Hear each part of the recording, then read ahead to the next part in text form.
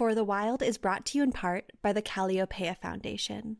We are grateful for their continued support and the support of grassroots contributions from listeners like you.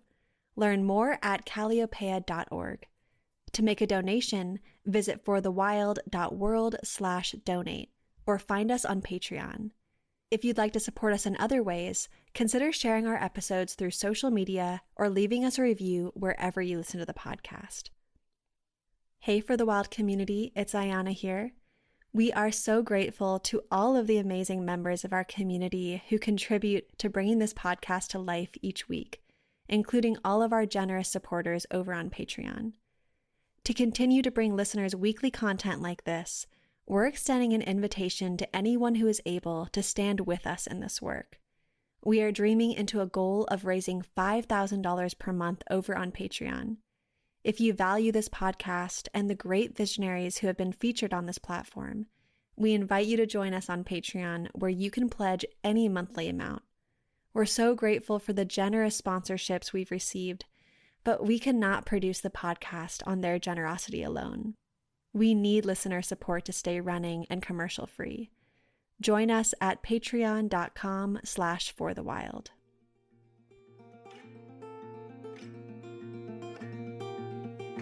Hello and welcome to For the Wild podcast. I'm Ayana Young. Today I'm speaking with Guy Ritani and Toad Andrew Dell of PermaQueer. And it's the culmination of all of the iterations and failures that creates a good system. And so the most beautiful thing about permaculture is it's about getting it wrong. It's about getting it wrong and having that curious, compassionate openness to trying again. PermaQueer is an ecological education project that focuses on accessibility to LGBTQIA and BIPOC folks. Toad and Guy, who run PermaQueer, teach permaculture through a queer lens with attention to the decolonization of its practices, with more inclusion and access to marginal demographics. To them, permaculture provides a method of accessing and managing resources that care for communities' needs with relatively small financial inputs. PermaQueer actively apply a critical lens to the inherent heteronormative, colonial, patriarchal, and capitalist white supremacy systems entwined in a lot of sustainability movements. Well, thank you both so much for joining me on this really beautiful day here at Cougar Mountain, and I will just mention I am doing this interview outside, so you might hear the rustle of the wind in the redwood boughs and potentially my cat Ro coming up and nuzzling me at times. So yeah, I love being able to speak to you both from the garden direct to source. So thank you so much for being with me today. Thank you for having us, Ayana. My name is Toad Andrew Dell, like you said, and I come from PermaQueer. My pronouns are they, them, and it, and I'm speaking to you here from unceded, stolen country of the Yungabe Nation in so-called Australia. And my name is Guy Ritani. My pronouns are they, them, and I'm calling in from Wurundjeri country, so-called Melbourne, on stolen lands as well. Thank you for grounding us in that way.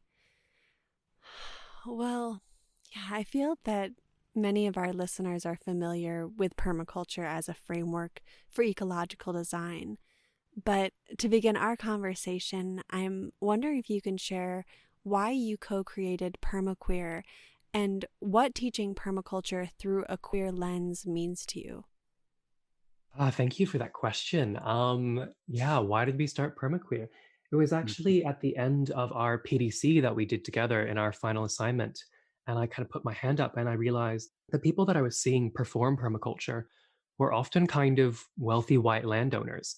And I was hearing all this amazing work about people doing it in the suburbs, squats, in all kinds of different and unusual ways. But I wasn't seeing that in my communities. I also saw how the benefits of permaculture could really uplift and enrich a group of people. And I was seeing in how my kind of queer spaces, we weren't exactly having good access to food or community. And for me, I started it as kind of a means to bring permaculture and make it more accessible to queer folk as well as BIPOC communities as well. And I think as well, being part of the beautiful queer community that we are and seeing the sort of the impact that permaculture can have, it was necessary for us to create a safe space. And initially it came out of creating a safe environment for our community. But with, queer theory and gender fullness and this concept that, everything can be full of light and love and difference and change and transformation. The sort of Venn diagram of queer lens and permaculture started creating these fantastic environments, fantastic designs. And I think the way that the true benefit of permaculture through a queer lens has yet to fully unfold, but I I feel so grateful that we get to be in this environment and get to design in this way with our community as well. One of the really beautiful questions that we got asked when we were starting to run some events, we were asking for some collaboration with Tyson Yungapora. Was he asked us, "Are you a bunch of queers doing permaculture, or are you queering permaculture?" And it was actually a really great prompt for us to sit back and assess: are we just a bunch of queers doing permaculture, or how do we actually queer and bring our culture into these spaces? And this is still iterative and things that we're working on and sinking into as well. Mm. Thank you both so much. And I interviewed Tyson a few months ago now, and I could imagine him asking you that question. Yeah. But yeah, I think more and more folks are meaningfully coming to the understanding that queerness is not just about individual identity, the physical body, gender, or sexuality alone. And so it makes sense that we see a rise in the call to queer many different spaces that have been inherently heteronormative as a byproduct of society. But at the same time, I think about how this also means there is a risk for co optation into practices that are shallow and marketable. I'm curious to ask, for those of us who want to continue uplifting queerness, how discerning do we need to be as well to ensure that this change in paradigm is truly something that is meaningful and long lasting? I think, one of the big things that can happen, especially in organizations and businesses, when we try to have inclusivity and diversity training, this whole concept of how do we bridge these things, it's important to make sure that the voices that currently exist in these environments are the ones being listened to. So, you can have as many queer people or, gender diverse or, depends whatever kind of diversity they're trying to integrate. But if they're on on these boards or on these decision panels, to just be there, that's not enough. And we find this happening more often than not because queerness and these perspectives, they go against a lot of the foundational thinking that a lot of people are conditioned to.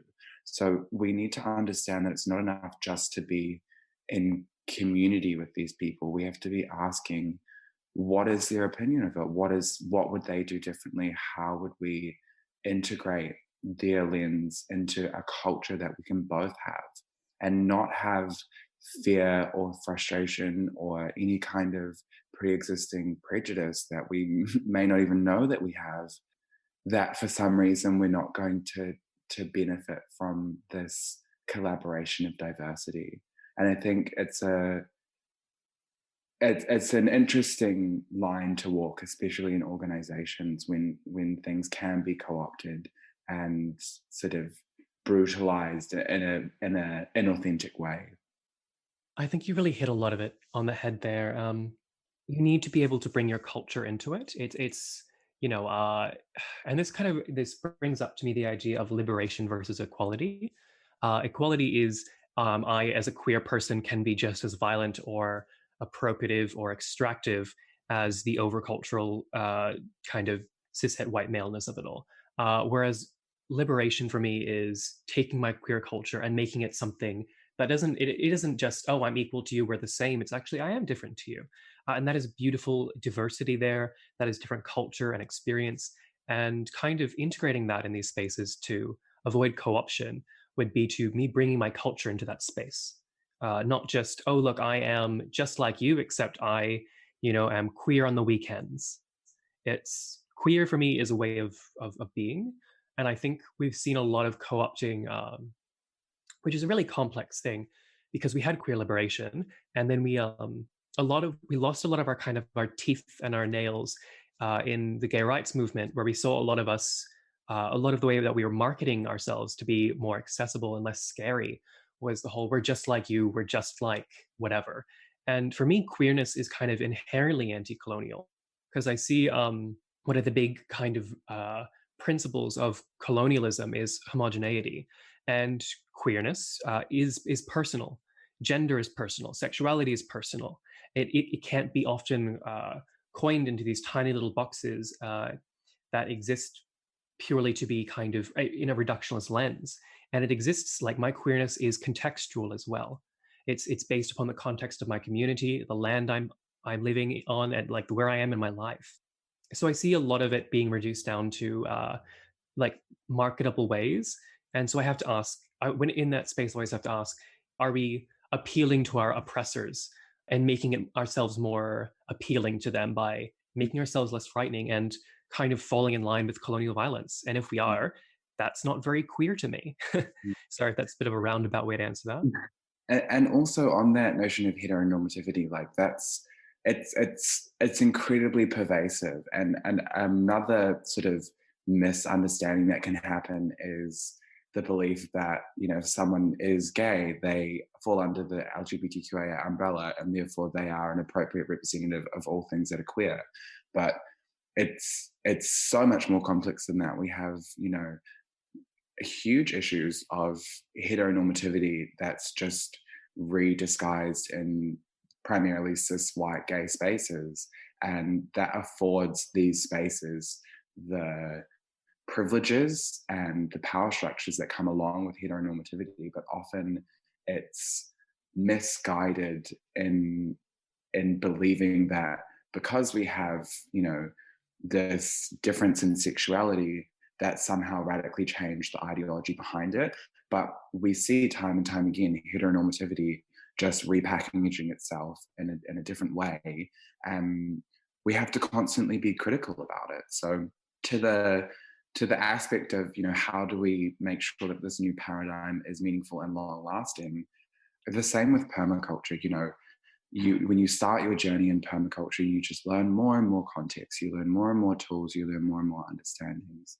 That's in a different way similar to queerness as well, because it takes more understanding, more education, more community to understand what is it that we're getting at here. What does it mean? What does your own relationship with queerness mean? And that doesn't have to be you, dressing a certain way or changing your sexuality or changing your identity. What queer looks like for you and what queer looks like for someone else is completely different things. And when we start thinking about queerness as a verb in everyday actions and behaviors, this idea of questioning in a beautiful, loving way, how could something be different? How could something be unique? How can we adjust things and how can we transform things? For me, that's the act of the verbing of queerness. I think everyone figuring out what that means for them and learning more about it from the queer community can only benefit everyone. And I believe that's a huge part in ensuring that this paradigm shift is meaningful and long lasting, because people get their own relationship to what it is. And it doesn't belong to me, it doesn't belong to Toad, it doesn't belong to PermaQueer, it belongs to everyone. Yeah, like queerness is so personal and diverse that I'm sure that there will be people who will listen to this and think, well, that's not my queerness. Queerness for me manifests like this, and that's valid. And that's part of the complexity of it all. And I think in colonial culture, we really like to kind of fit it into these little boxes. And like I was saying, just being either homosexual, pansexual, bisexual, any kind of gender divergence doesn't also inherently queer you. Historically, to be queer was in Western culture was to be extremely ostracized. It was often radicalized you, considering the fact that you no longer had access to you know, community, healthcare, safety, resources. So our community had to basically create community and challenge things. And this was predominantly led by people of color and by trans women. Uh, and this is unfortunately like, and often still the most queer. These are often the people that we see attacked the most, both within quote unquote queer communities and outside of queer communities as well. Thank you both for that. And I know that you're very vocal about the ways in which ecological sustainability movements continue to perpetuate white supremacy, heteronormativity, patriarchy, and capitalism. And for so long, environmental movements have negated this charge because they argue that their pursuits and causes are objectively positive because they're on behalf of the so-called natural world. But we have to recognize that there is a direct relationship between these movements and colonization and capitalism. In fact, in some ways, we could think of these movements as a direct byproduct. And it's a big inquiry to take on because we know that so many folks come to permaculture because they're really disenchanted with capitalism and supremacy. But that isn't enough. So I wonder if you could elaborate a bit more on how you see sustainability movements perpetuating inequality, and what are some examples of how this remodeling happens? Gosh, I mean, greenwashing is rampant. When in Western colonial civilizations and cities and countries, when from the moment you're born till now, the model of existence exists all around you, and that's capitalism, and that's colonialism, and that's white supremacy. When the only models of existence exist under those power structures, no matter how hard you try to step outside of them, they are so central to how you think. And this is something we have to be critically aware of. And we see this happen time and time again in permaculture spaces where, exorbitant charges and fees are put upon a course that is, how can we liberate ourselves from these systems? But it's only accessible to upper class affluent individuals. And these are people that don't necessarily need help in this system. And so when we have these insidious sort of roots of capitalism and colonialism come through that actually shunt out the people that are already being oppressed and ostracized and disadvantaged by this system, there's no actual feedback to correct that system. And we have this happen time and time again where the people who are at the bottom, who don't have access to housing or funding or healthcare, if they can't make any structural change and they don't get allowed the space, then it's just the same remodeling of this violence. So it's not radical if you don't have accessibility to people who don't have time and who don't have money. And so that's an issue because it's like, well, as a permaculture teacher or as someone, you have to be compensated for your labor. But that in and of itself has colonial and white supremacist tendrils within it. And so we really have to sit back and at every single point examine what are we doing and where is the core of it. And unfortunately, we don't have the answers for that, but we do have a commitment to constantly bringing up that question. And we also have a commitment to constantly bring up that question more. And that's what we're trying to do here in PermaQueer. And we're still on our journey. Everyone's on the anti-racism journey, but it's about making sure we start getting onto that, we start educating each other, and we start working as a community to move through that. But I'll pass that to you now, Todd, if you want to speak to. Yeah, I think we see some really insidious things. I'll speak to permaculture specifically. I was given these words by our permaculture grandmother, Tamara Griffith. One of these two words are spermaculture and permacolonialism. Spermaculture is we see a lot of gatekeeping in our communities by wealthy old white men who are landowners and kind of directing the narrative of what permaculture is.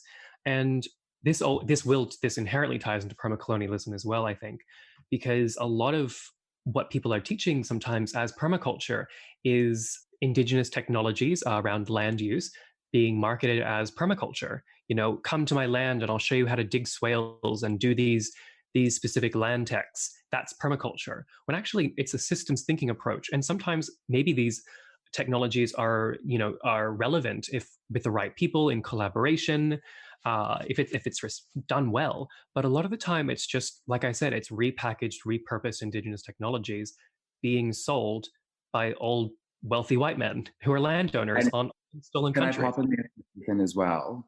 Yeah. Another tendril of this is people who have access to this information in a traditional sense, so Indigenous people, First Nations, they don't necessarily always operate to the same degree as white people in white systems.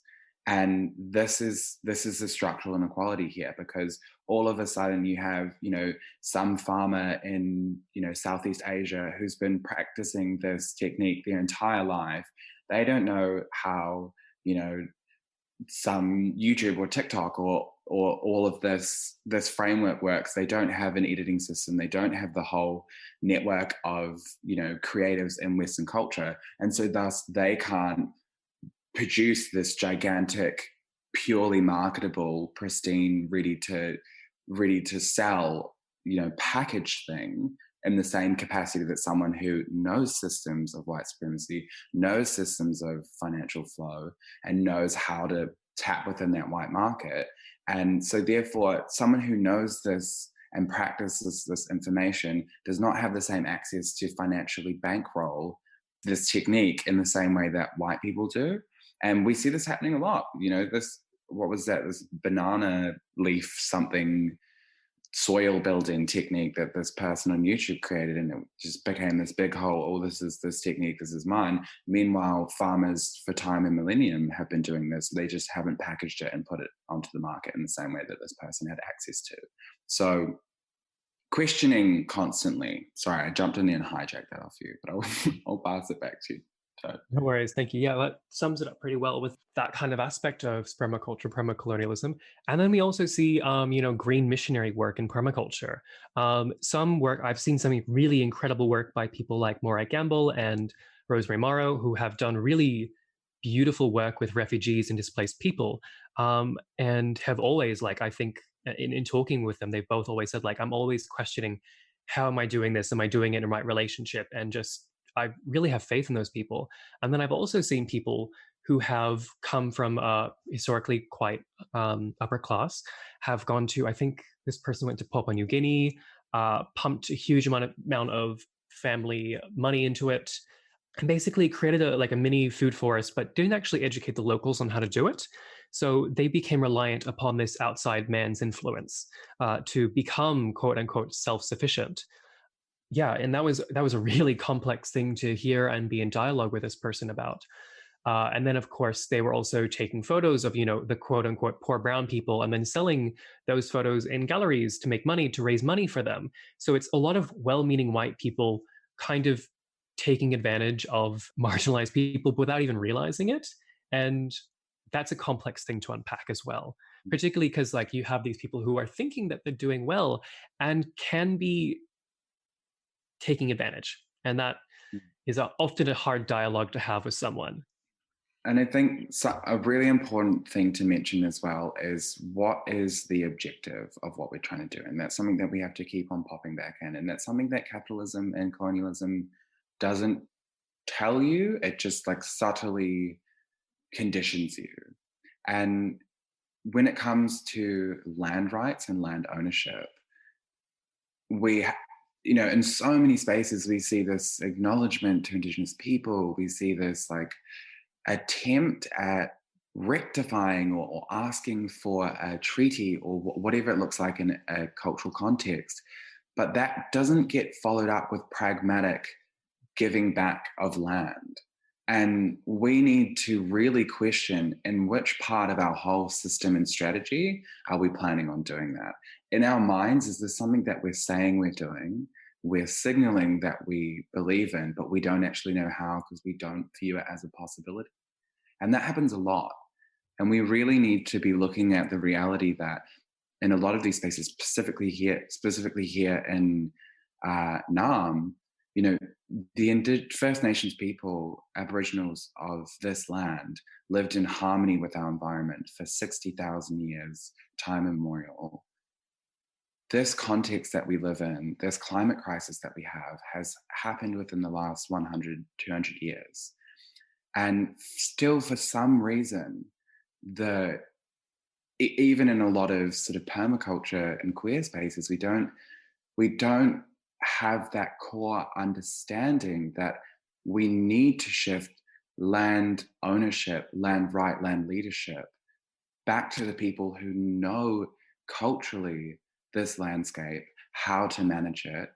And the structural aspect of that is buried within conversation. It's buried within plans. It's buried within, agendas and meetings. And we need to constantly stop these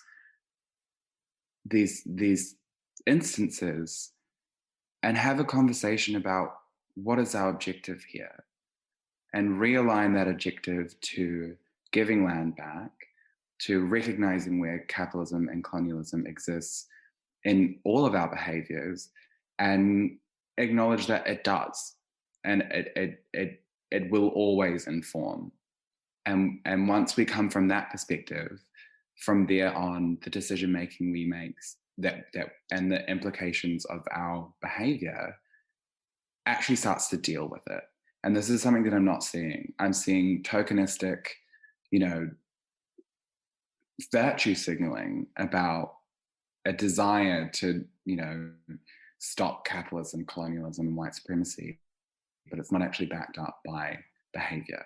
And on top of that, capitalism and colonialism has this toxic positivity that makes it uncomfortable for people to deal with the reality of this. And one of the most insidious things about white supremacy is it's kind of created this weird notion that being uncomfortable is wrong and no one should ever be uncomfortable, because that doesn't allow conversations to be had. That means when people within systems of white supremacy and white privilege feel uncomfortable, they don't respond in a useful and pragmatic way. It's push away, it's erase, and it's not deal with it. And that's a pattern that must stop.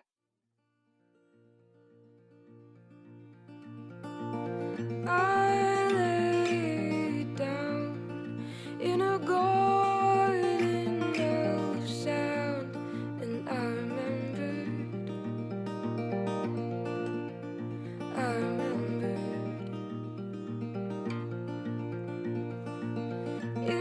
inside of you is a place that has never been wounded. Don't you remember? Don't you remember?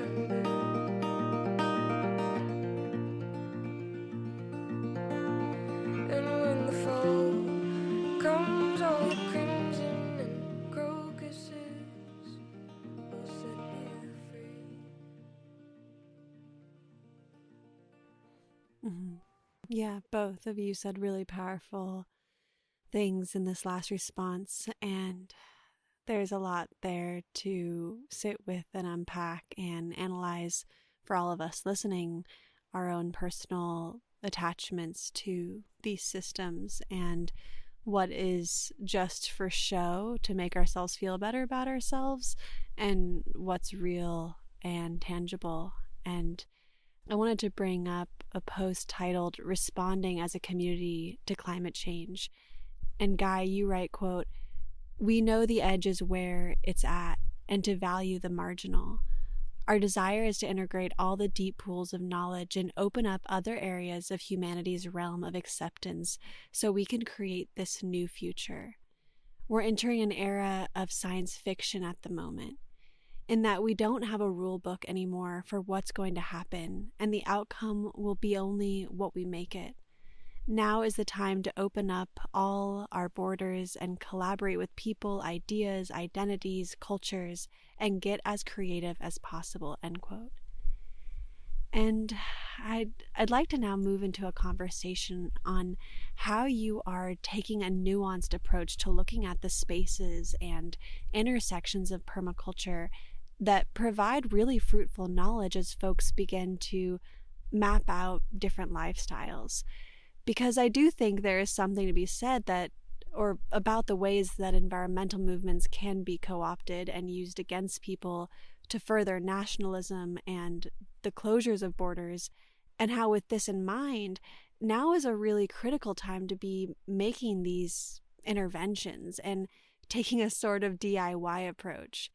So, what intersections of permaculture are you most excited about working with at this point in time?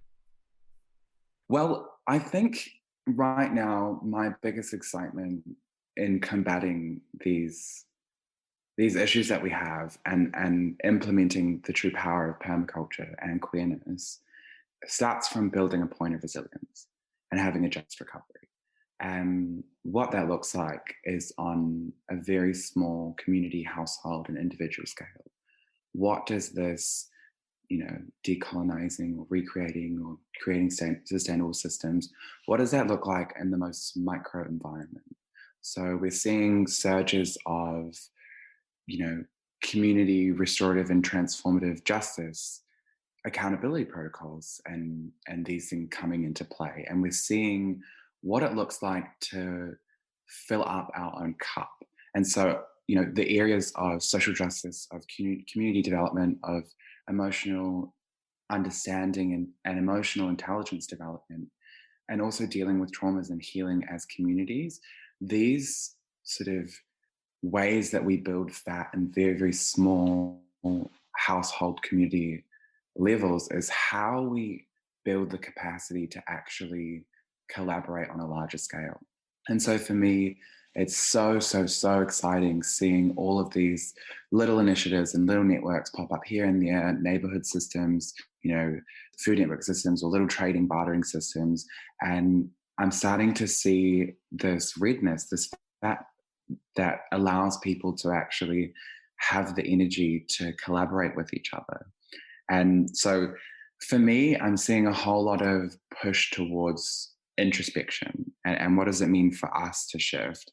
A huge part, especially along the continuum of, colonialism, capitalism, for me, it's not really a linear thing, but somewhere along there's, permaculture and its capacity to transition, and then we have re-indigenization and indigenous ways of living. And somewhere along the spectrum, we connect to what it means to be in community with ourselves, what it means to love ourselves, what it means to love our community and our family, and then also what it also means to be ourselves. So when we're shifting from colonial Western overculture that we know has a pattern of degeneration, and that's why we're in this climate crisis at the moment, and shifting into healthier cultures that are in reciprocity with our environment, that some of us have connection through being, indigenous or BIPOC or have connection to place, and some of us don't. And what that looks like is figuring out what right relationship is with you and the environment. And a really awesome place to start, and some place we're seeing a lot, is finding out ancestrally where do you exist in this world? How do you exist in this world, and what would that look like in right relationship? And so we're seeing this really fantastic intersection of people connecting to what it historically meant, ancestrally meant to be there, and be that a land practice or a location geographically on the world where they, feel they belong. Because a lot of our societies are just displaced people, deeply displaced people. And when we see people colliding with a sense of self and a sense of place on the environment, on the planet Earth, all of a sudden, the reason we use permaculture principles become a whole lot more valuable. The reason we decide to live in reciprocity becomes more personal than it was before.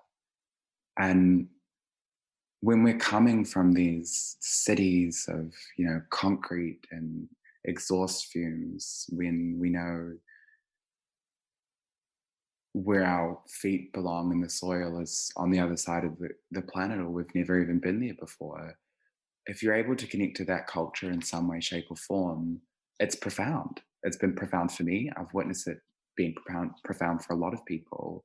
And it makes me so excited to work in this space. And so as PermaQueer, we're trying to develop PDC that can be culturally relevant to you. And that's not us teaching you a culture that doesn't belong to us. It's how do we network between all of the amazing teachers that we have all over the world. And this is an issue that we're having in permaculture is, we have amazing BIPOC teachers everywhere. They just don't get the same mic time as everyone else. And so what would that look like in a way of collaborating?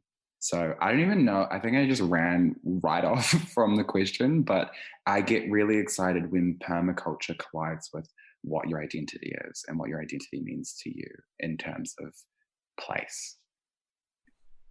I hope I answered that question.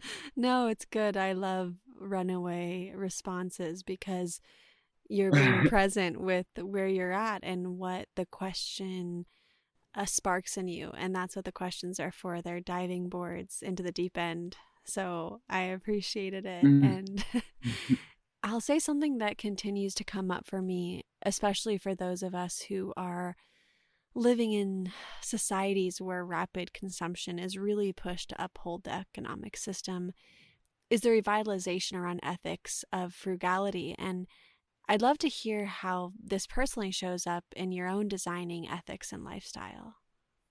I think frugality and how it kind of comes into everything is when we begin to think about in this culture, we value the more and the more and the more. And we all know this, and we all kind of know how this can negatively affect us to kind of just expecting and entitlement and things like that. And frugality, I think, for me, a lot of it is learning how to step outside of the kind of exponential growth model. And it's not just that, it's not getting my dopamine and serotonin kicks from buying the new thing that will soon be outdated. It's learning how to rewire a lot of my engage in neuroplasticity, even of being able to change how I relate to landscape and my community. Suddenly I'm not looking to get that dopamine hit from buying something. I'm looking at it to being able to make olives or do this or do that. And it's basically, for me, it's changing worldview almost. It becomes more experiential. It becomes more personal. Everything we do, it has meaning and importance. Everything becomes ceremony and ritual even. And I find that that's a really beautiful process. And I know at the moment, when I was living down in Nam, so-called Melbourne, we had these really beautiful food systems in place. Everything worked well. Everything felt delightful to do. And I've moved up north. I'm in the process of resetting my systems and getting that all sorted, all my food systems. But I don't have that at the moment. I'm not able to live in a lot of the frugal ways that I wanted to. I am isolated on a mountain, which requires fossil fuels to get anywhere. And I really feel how quickly everything becomes impersonal. My food supply, my pleasure, my everything, it becomes this streamlined process which I don't even begin to question and I feel entitled towards. So for me, a lot of it is it's anchoring it back in the slow and steady solutions that really enrich us in a way that isn't just a quick hit. Do you have anything you want to add to that, Guy? One part of that is the agency. And I think this is the most important part of frugality and thrifting is not the money you save, is the agency in life that you have. You realize that this pressure, this preordained, need to have things or wanting to buy dinner or wanting to get a coffee or whatever it looks like, this weird process happens when you resist that urge, like you said, that dopamine hit or whatever it looks like, and then you're suspended in this place where you don't get what you thought you want, but then you realize you still have agency outside of that. And, consumer habits are a huge and powerful and very, very insidious way that capitalism conditions us. And so not only is frugality and thrifting about, valuing, sustainable sources of where our products come from, or ensuring that we're not spending things, money or resources that we don't necessarily need to, but we're also not constantly engaging in conditioning of capitalism, conditioning of white supremacy, conditioning of materialistic us versus them. And by us versus them, I mean us versus objects. And this idea of us versus objects is othering us from our environment. And anything in this current crisis that we're in that constantly others us from living in reciprocity and upholding the mana of all things around us is damaging, and it's a part of the problem. And when we, have these ethics and are frugal, we realize, okay, what do we actually need? All right, this is what I actually need. And then you still come through on those ethics and you realize, are there sustainable sources for me to get there?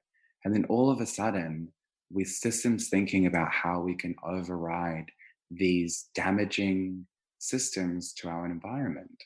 And the real importance of frugality and thrifting ethics is the systemic change that it has the capacity of when we stop engaging with these systems, when we realize that we're not reliant on them and we actually don't need to be, and we never needed to be. And how do we start prioritizing sustainable systems that care about the environment, that care about minorities, that realize the world doesn't have to be in this, top-down hierarchical, someone has to lose relationship, because that's not natural.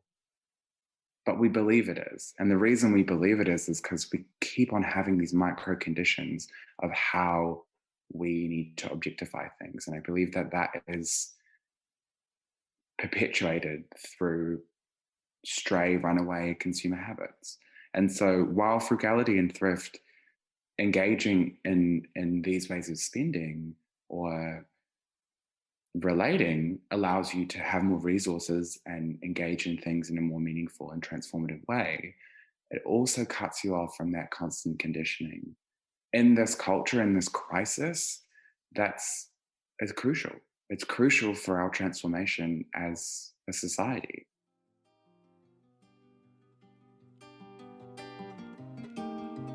What am I to do when the fire's never ending and the embers turning blue?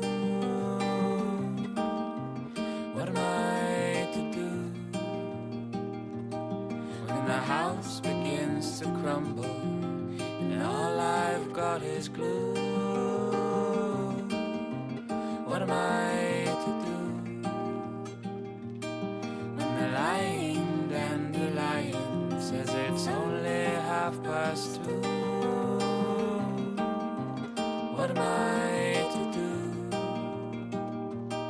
when they promise endless safety if I stay inside the zoo?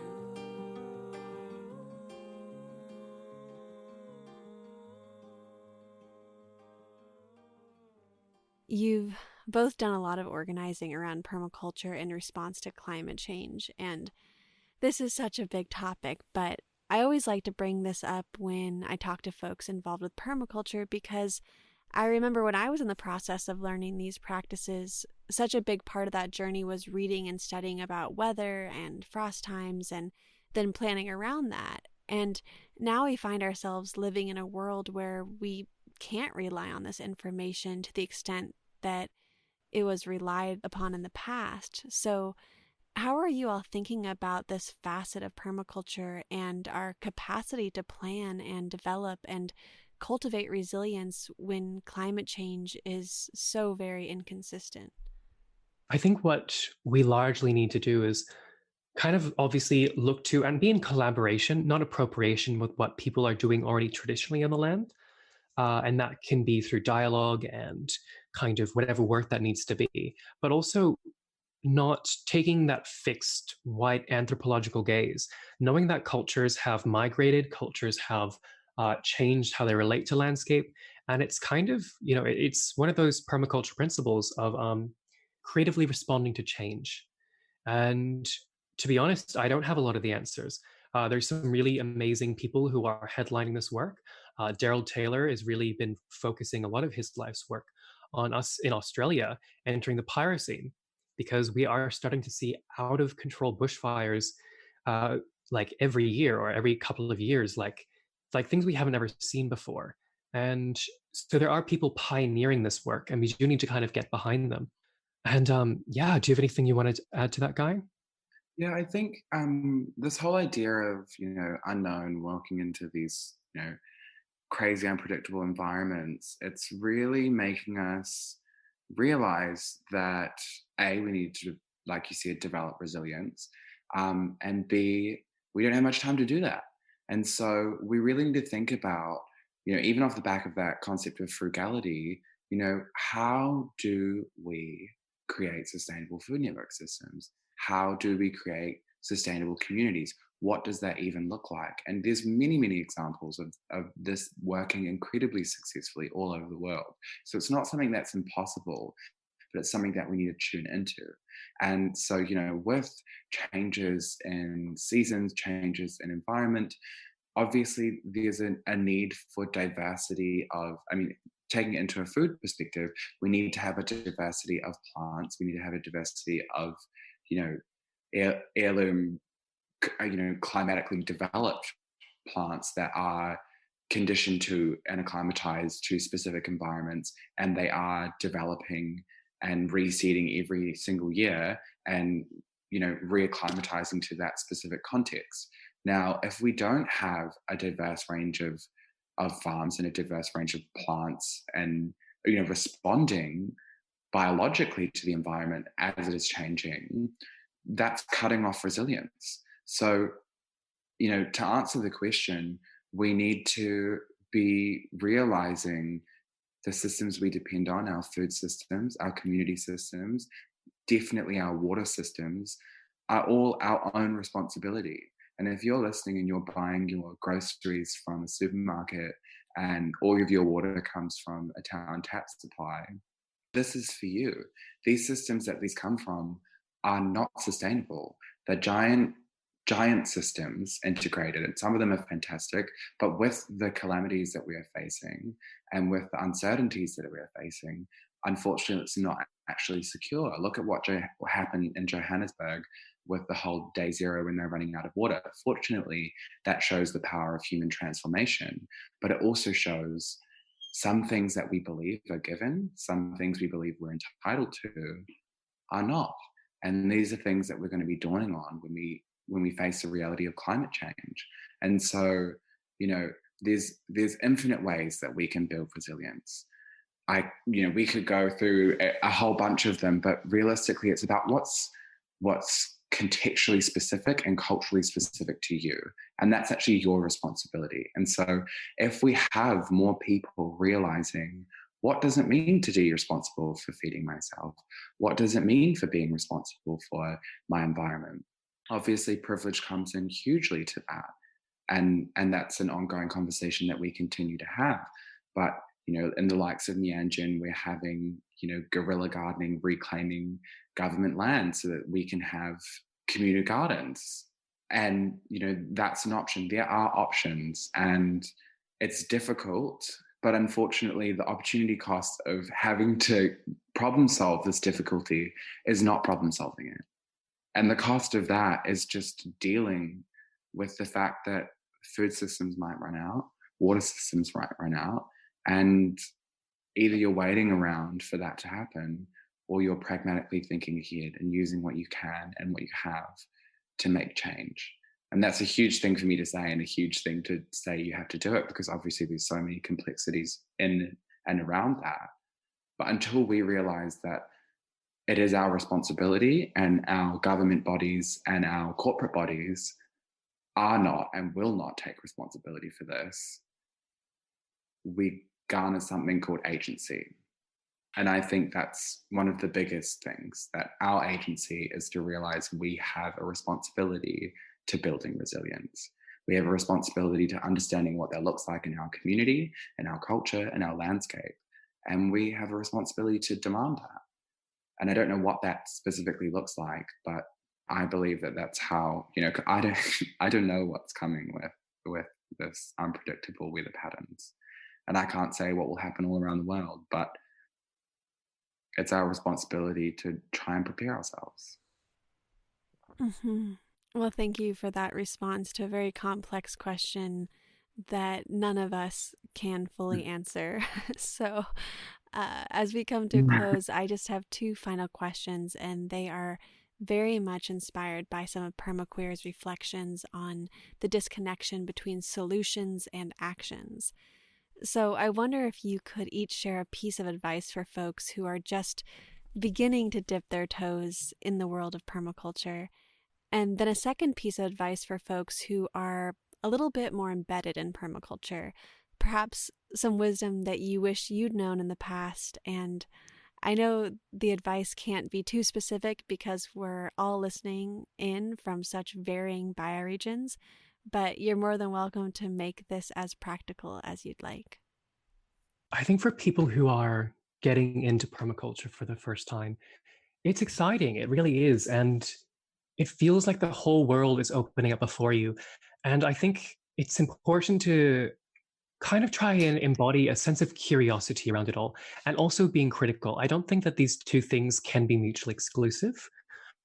We always need to be questioning: is this in service of the people who are living on this land? Is it in service of the community? Is it in service of the actual land itself? Oh, it is. That's fantastic. And just approaching everything with a really curious desire to learn more and understand that we are all in iteration. This entire process that we call permaculture is in iteration. So it's good to challenge things. It's good to question things. And that isn't an attack. That can only enrich us by questioning things and asking the sometimes difficult questions. And I think, it's often in the people who come with the freshest eyes that turn things up the most, that challenge old guards, challenge old ideals that should be challenged. And when you're in a culture for a really long time, sometimes you can't see them. So I think one of permaculture's greatest assets are the people who are coming to it for the first time, who still hold that really deep curiosity and joy that we try and foster as we learn more and more, but that fresh eyes are actually so valuable.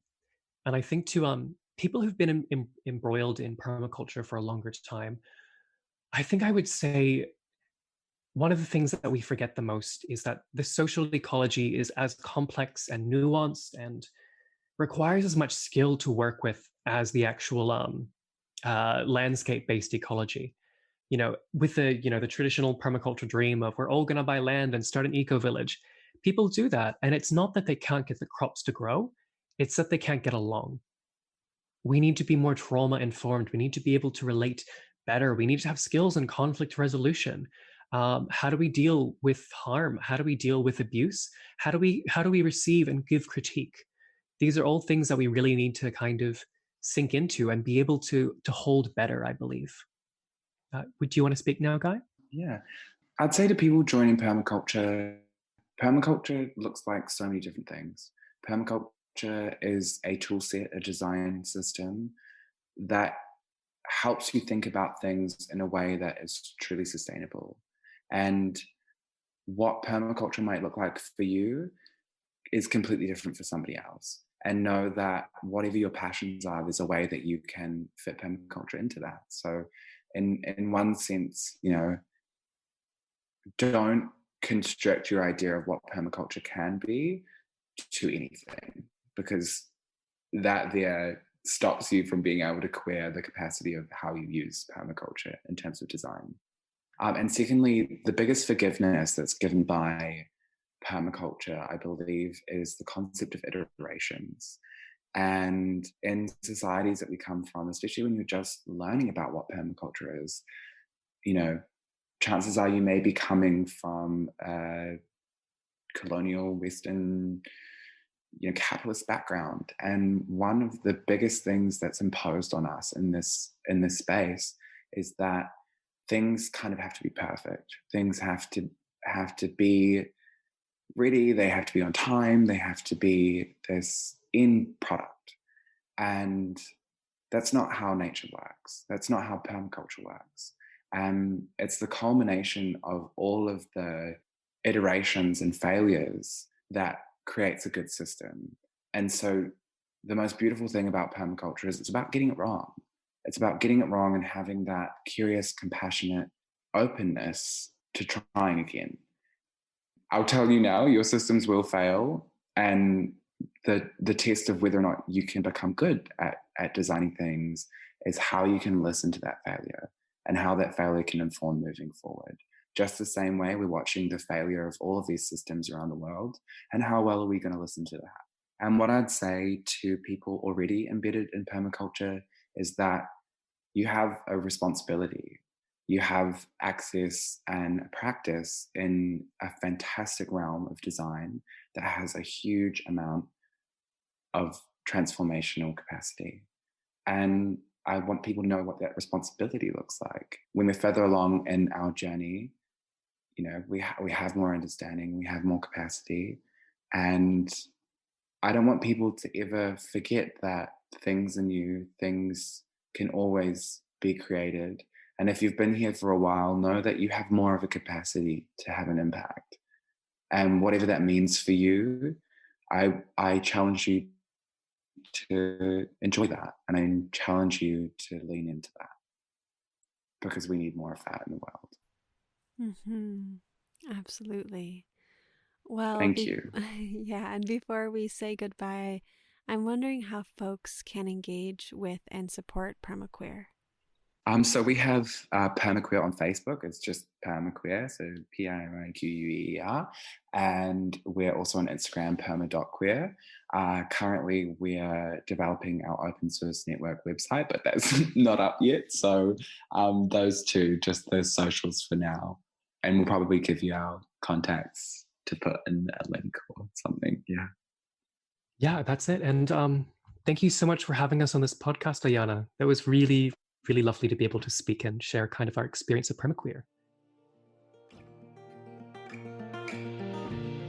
Thank you for listening to another episode of For the Wild podcast.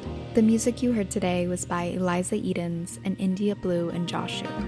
For the Wild is created by Ayana Young, Erica Ekram, and Francesca Glassbell.